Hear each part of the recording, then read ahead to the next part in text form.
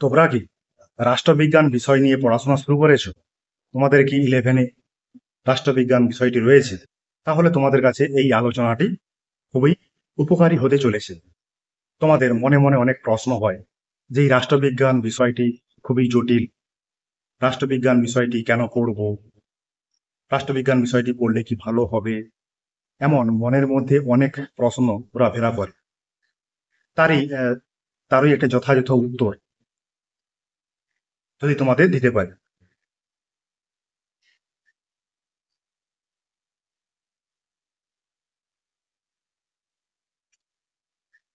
প্রথম যে কোশ্চেনটা, রাষ্ট্রবিজ্ঞান জটিল, তাহলে ভেবে দেখো, তোমরা কি প্রথম সাইকেল চালানো একদিনে শিখে গিয়েছিলে? তোমরা কি লেখাপড়া একদিনেই শিখে গিয়েছিলে? তোমরা বর্তমানে যে মোবাইলটা চালাও, সেই মোবাইলটা কি একদিনেই শিখে গিয়েছিলে? তাহলে তোমাদেরকে সময় দিতে হবে, সময় দিয়ে দিয়ে পড়তে হবে। চেষ্টা করলে কোনো জটিলতা নেই। দ্বিতীয় প্রশ্নটাতে আসি, রাষ্ট্রবিজ্ঞান পড়বো কেন? ধরো আমরা একটা রাষ্ট্রে বসবাস করি, সেই রাষ্ট্রটার নাম ভারতবর্ষ।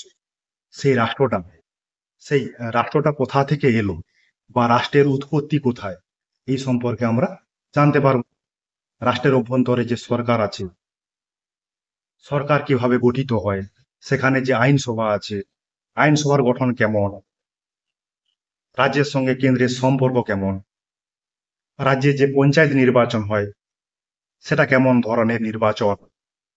আমরা বাড়ির আশেপাশে দেখেছি পঞ্চায়েত, গ্রাম প্রধান এরা রয়েছেন, এরা কিভাবে আসে, এরা কিভাবে নির্বাচিত হয়, এই বিষয়গুলি তোমরা অবশ্যই জানতে পারবে। এছাড়াও কিছু জিনিস রয়েছে, যেমন অধিকার, স্বাধীনতা, কর্তব্য, এগুলো সম্পর্কেও তোমরা জানতে পারবে। তোমরা আর কয়েকদিন পরে ভোট দেবে, ভোট দেওয়ার বয়স তোমাদের হয়ে যাবে। তোমরা ভোটটা দেবে কেন? কি কারণেই ভোটটা দেবে? ভোটটা দেওয়া কি উচিত? তোমরা সেটা এখনো পর্যন্ত নির্ধারণ করতে পারোনি। এইসব বিষয়গুলো জানার জন্য তোমাকে অবশ্যই রাষ্ট্রবিজ্ঞান বিষয়টি পড়তে হবে, জানতে হবে।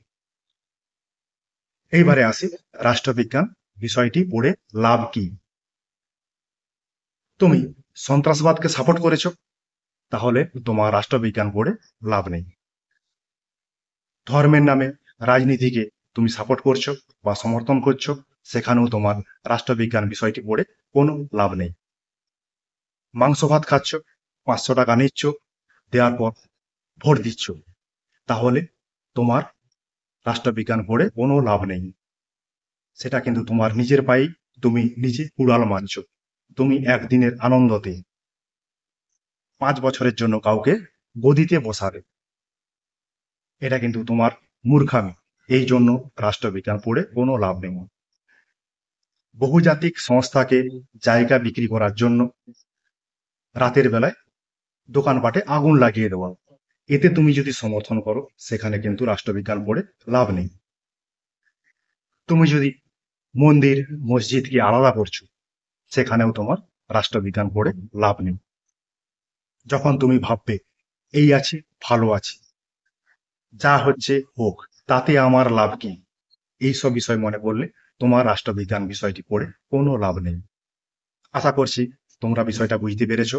রাষ্ট্রবিজ্ঞান পড়লে কি, না পড়লে কি, তোমরা সচেতন হবে। ঠিক আছে, তাহলে পড়াশোনা করো।